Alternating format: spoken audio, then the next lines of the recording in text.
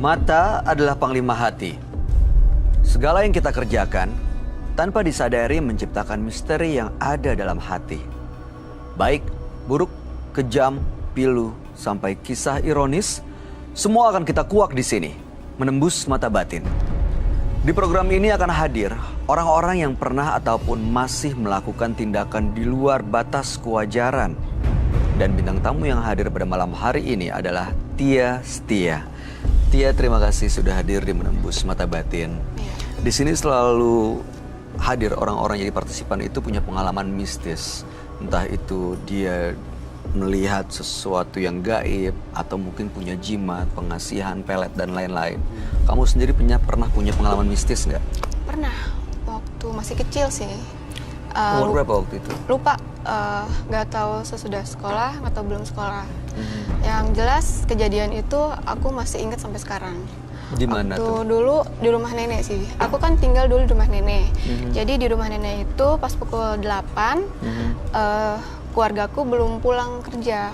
Di rumah cuma ada aku sama mama aku, kebetulan berdua.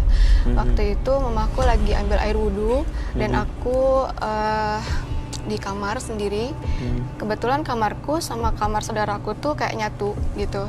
Ada jendelanya yang bisa tembus. Kebetulan si kamar saudara aku itu mati lampu dan aku lagi tiduran di jendela di bawah situ. Tiba-tiba ada yang nongol gitu. Apa yang nongol? Nggak tahu, pokoknya apa ya? Bukan pocong, bukan apa, pokoknya kayak matanya gede. Oh, ada wujudnya gitu? Ada wujudnya. Aku sampai sekarang pun aku masih tahu bentuknya kayak gimana. Terus? Itu setibanya mamaku ke atas mau sholat kan, sholat isya. Aku nggak langsung cerita sama mamaku. Sehabis sholat, mamaku kan ngaji. Terus kan kalau dulu tuh Quran tuh kayak ada gambar apa ya? Kayak gambar jin, gambar setan kayak gitu kan di Quran. Suka ada gambarnya kayak gitu. Terus aku nanya ke mamaku, "Mah, tadi aku lihat ini," aku bilang gitu kan. Terus mamaku kayak nggak ngegubris. Di mana? Di jendela, aku bilang kayak gitu. Oh yaudah biarin aja, kita ngaji aja. Abis itu pernah muncul lagi? Enggak. Sampai sekarang nggak pernah ngelihat hal yang seperti itu lagi? Nggak pernah. Baik, mudah-mudahan malam hari ini kamu juga nggak ngelihat yang seperti itu ya. Jangan. Iya, kita akan segera ketemu dengan partisipan kita yang pertama. Berikut ini akan hadir seorang pria yang mengaku menjadi emosional begitu dia memiliki jimat. Malam hari ini kami akan panggil dia dengan nama samaran. Kami persilahkan Anang.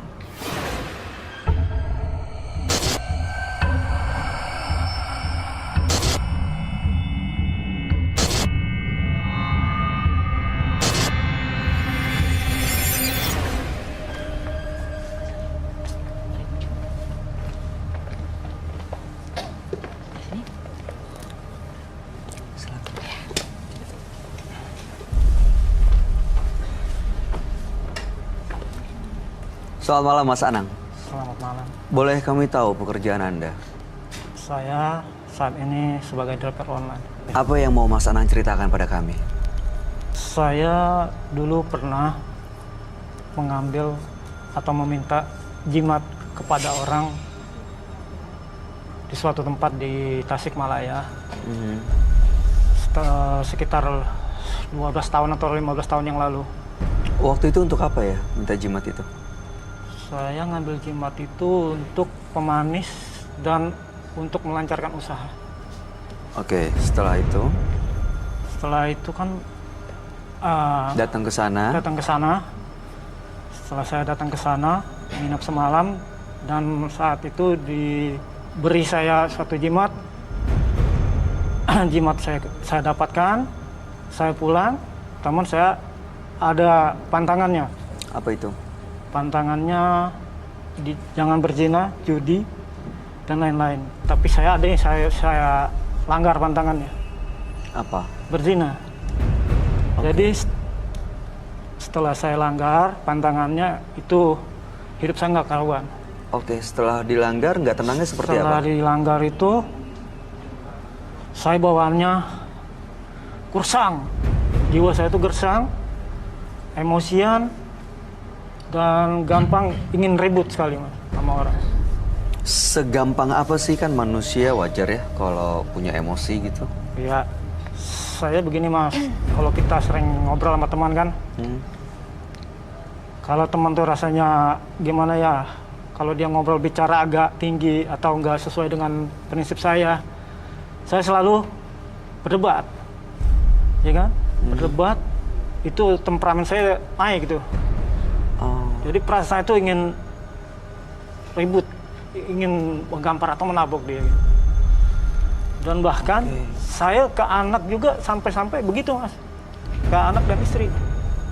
Begitu juga ke orang tua. Kalau orang tua saya misalnya nggak sesuai dengan saya selalu marah. Padahal setelah itu saya sadar, kok orang tua saya begitu gitu. Oke. Iya. Dan menurut Anda itu ada hubungannya dengan jimat yang dipunya? Betul Mas. Waktu mendapatkan jimat itu ada ritual yang dilakukan nggak di tempat itu? Ritual itu nggak ada Mas, cuman itu pantangannya aja. Cuman diterima gitu aja? Diterima. Jadi kalau malam Jumat atau malam apa itu ya bakar-bakaran bisa, kalau kita bakar menyan. Oke. Sekarang jimatnya masih disimpan? Masih Mas. Dan datangnya nggak cuma ke satu tempat ya? Nggak satu tempat, teman 2 tempat. Teman 1 tempat itu jimat yang saya yakinin jimatnya ada aura negatifnya. Kenapa bisa yakin ke sana? Karena kalau saya pakai jimat itu, aura saya itu gelap, perasaan saya itu bukan saya lagi. Gitu. Jadi bukan saya lagi. Bawaannya emosian? Emosian. Bahkan saya kalau pikiran lagi kalut tuh, ada bisikan. Apa bisikannya? Sama saya kan kalut Mas, masalah apa, ekonomi atau gimana kan. Saking kalutnya saya tuh, udah tabrak aja mobilnya, mati aja gitu. Oke. Itu bisikan Mas. Terakhir ini Mas, nggak berapa lama ini. Oke. Tujuan Pak Anang datang ke Menembus Mata Batin hari ini untuk apa sebenarnya Pak?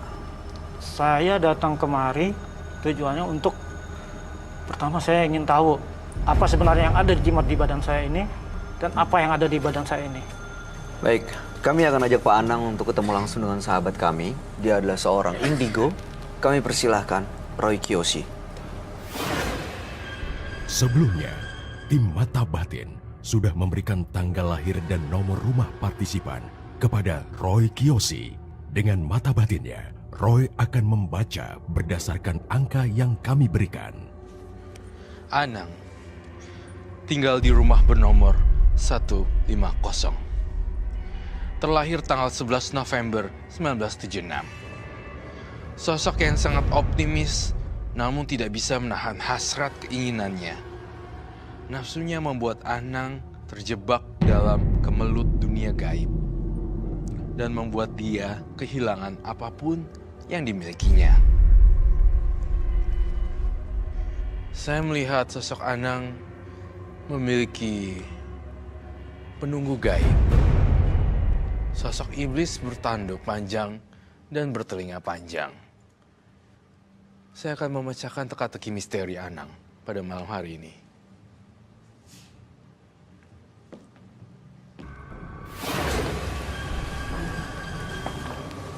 Selamat malam. Selamat malam Roy. Silakan duduk. Terima kasih. Anang terlahir tanggal 11 bulan 11 1976 dan bernomor rumah 150.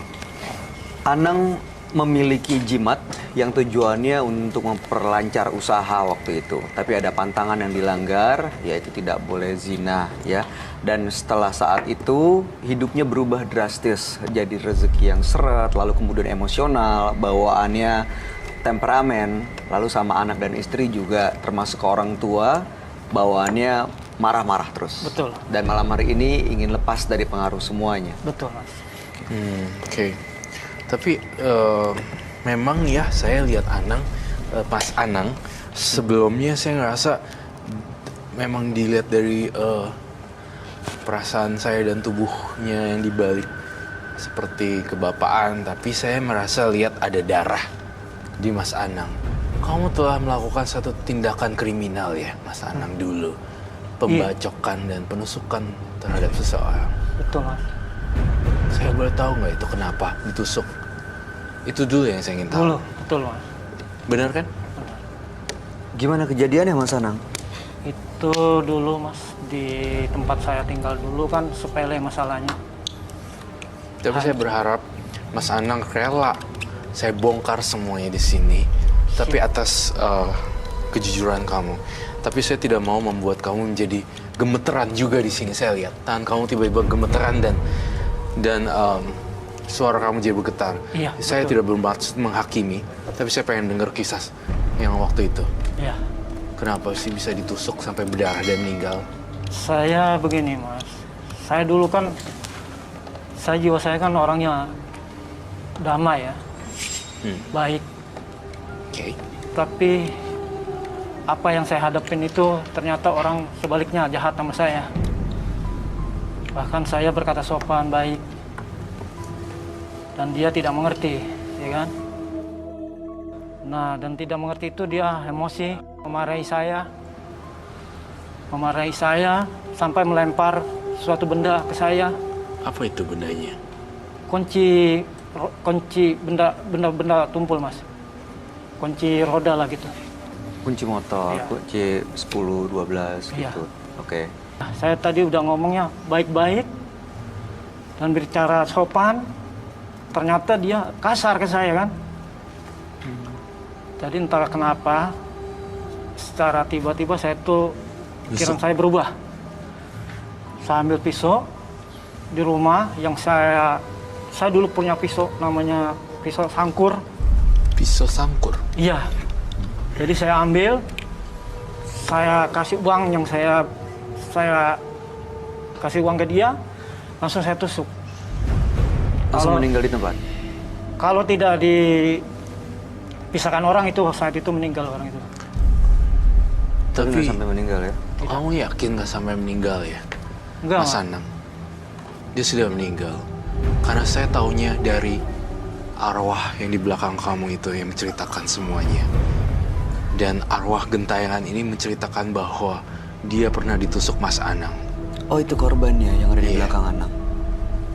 Ternyata kamu bilang tidak meninggal, tapi tahun-tahun setelah lanjutannya, ternyata dia meninggal. Dan menyisakan dendam dan perasaan kayak nggak terima. Kenapa sih kamu tusuk aku pada waktu itu? Gitu. Itu yang saya rasain. Karena saya diceritain dia. Tuh yang ada di sebelahnya.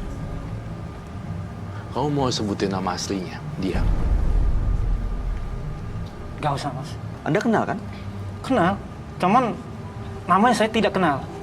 Jujur boleh saya kasih tahu ya. Iyalah. Kamu udah Saya dulu kan di bengkel. Heeh. Di bengkel tuh saya nambal ban. Jadi orang yang saya tusuk tuh ya korban yang nambal ban itu. Pelanggan? Bukan pelanggan. Jadi saya waktu itu posisinya ban saya kempes. Oh, Bocor. tukang tambal ban ya? Iya, yang saya tusuk. Karena dia bersikap kasar terhadap saya. Emang si Anang ini, Mas Anang, memang gampang tersulut emosi ya. Saya ngelihat ada bentuk aneh juga di kepala saya. Bahwa ada semacam, ya ini setan bertanduk, kemudian mukanya hancur juga, tengkorak juga. Mas Anang ini memang harus dimusnahkan deh, benda-benda jimatnya juga. Dan temperamennya diturunin. Iya. Itu yang Temperamen saya bahaya. kalau pakai jimat ini bukan main auranya.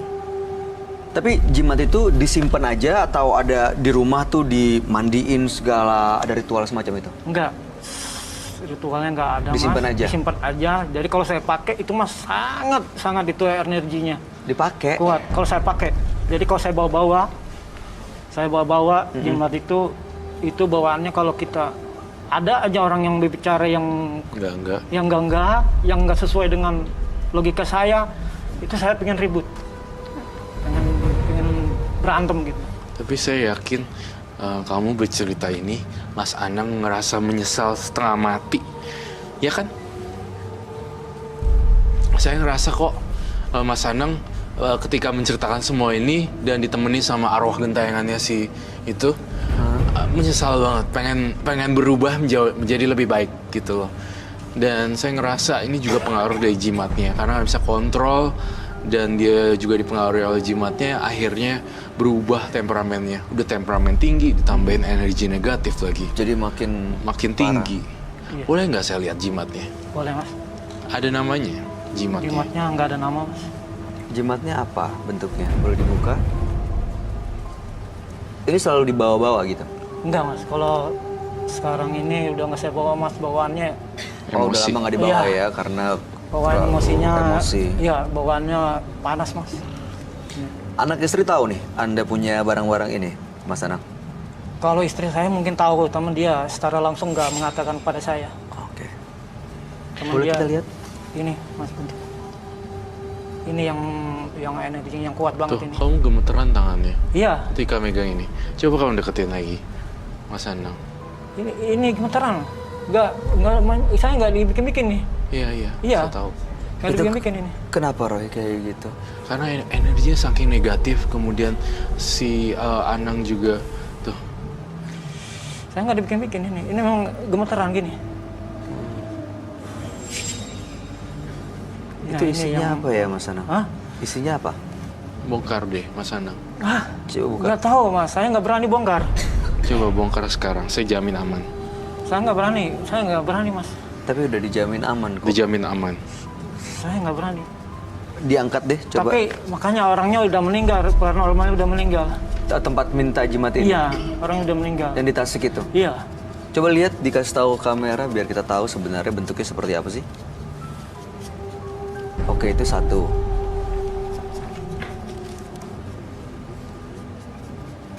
Isinya tuh kertas, tulisan, atau kain, atau apa? Kalau yang ini nggak seberapa mas. Kalau yang ini yang parah yang kalau saya bawa. Kalau saya menorehkan satu coretan ataupun saya ngerasain jimatnya negatif sih. Iya memang kalau saya bawa ini, yang ini, tuh bawaannya panas banget ini energinya. Kalau saya bawa yang ini, bawaannya pengen berantem ribut di luaran. Kalau saya coret gimana? Nggak apa-apa mas. Tapi nggak ada. Bongkar. Saya nggak bisa bongkar mas. Silakan Harus bongkar. bisa. Percaya sama saya, bongkar. Jadi itu harus dilawan ya? Iya. Ambil gunting. Ada gunting gak? Gunting. Kamu Ini- mau ini sekarang habis atau kamu nanti Mas Anang yang jadi korban selanjutnya? Enggak mas, saya mau diinin mas, bersihin mas. Ini karena energi negatifnya ya, makanya dia gemeteran yang ini, ya. yang ini. Tapi tangannya gemeteran gini perlu di... Ini nggak sih? Belum. Nggak usah. Oke. Mohon maaf Mas Anang. Coba buka. Yang ini yang parah energinya nih. Lakuin, lawan ketakutan kamu. Nurbay, aku takut kena pisau, kena guntingnya.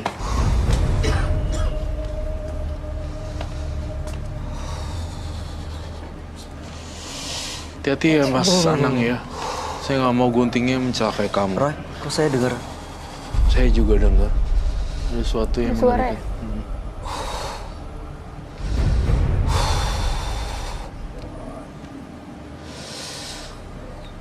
Gunting.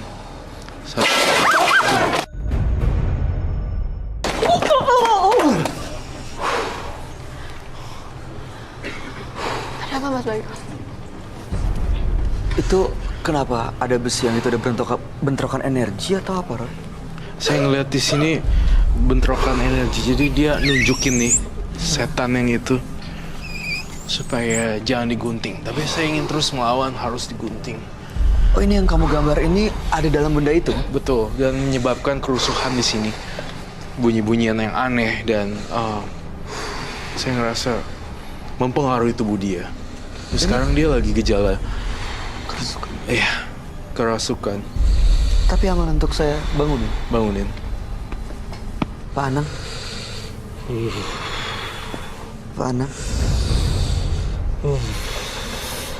Pak Anang bisa dengar saya?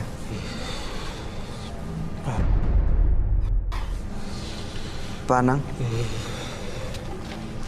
Roy, ini kayak bukan dia deh. Wah, itu Pak Anang. Ini kayak ketarik semua tangannya. iya. Curiga kenapa, Roy? Ini manipulatif ya. Panang. Dia kok kayak ngerayap saya. Bisa digunting, Ti? Aduh, susah, Bay. Ini benar-benar susah banget. Gak bisa.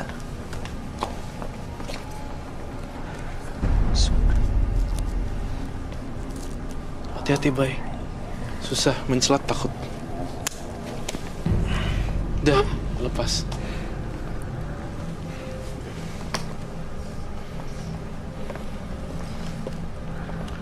Ini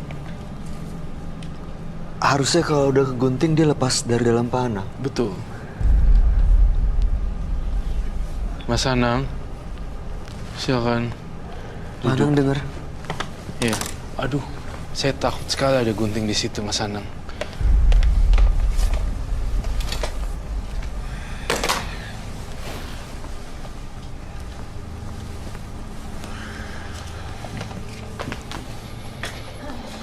Mas Anang udah kembali.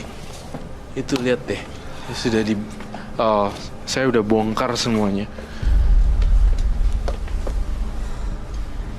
Sebenarnya masa lalu kamu sangat kelam sekali, Mas Anang. Jadi gara-gara itulah yang membuat kamu juga jadi dekat dengan makhluk halus sebenarnya. Dan temperamen kamu luar biasa, jadi dekatnya sama setan. Iya, Mas. Tadi sempet mau gunting, kamunya gemeteran dan tiba-tiba ada bentrokan energi Iya. datang dari makhluk astral supaya jangan digunting. Tapi saya nggak mau tahu, ini Iya. harus dilawan. Mental saya, Mas. Saya mental ya, Mas. Tadi sempat susah loh Ada digunting. dorongan tadi, Mas.